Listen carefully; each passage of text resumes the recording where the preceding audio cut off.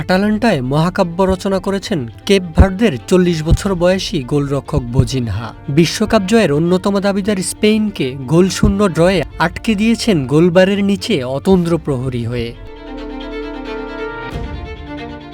বিশ্বকাপে অভিষেক আসরে এমন অর্জনের পর দুহাত দিয়ে মুখ ঢেকে কান্না করেছিলেন বোজিনহা।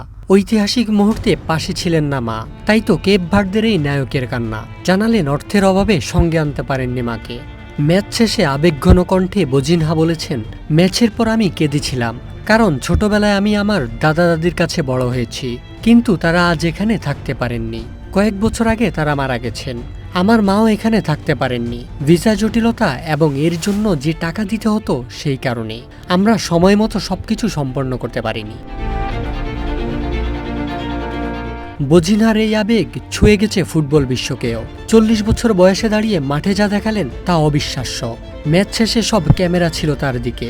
সতীর্থরা আঙ্গুল তুলে দেখিয়ে দিচ্ছিলেন তাদের প্রকৃত নায়ককে। ফুটবল বোজিনহাদের মতো মধ্যবিত্ত লড়াকু মানুষের স্বপ্ন পূরণের গল্প। মা গ্যালারিতে থাকতে পারেননি ঠিকই, কিন্তু পৃথিবীর যে কোনো প্রান্তে বসে আজ কোনো মা যদি এই ম্যাচ দেখে থাকেন, তার বুক গর্বে ভরে উঠবে। মেহরাব অভি, ওয়ান ডিজিটাল ডেস্ক।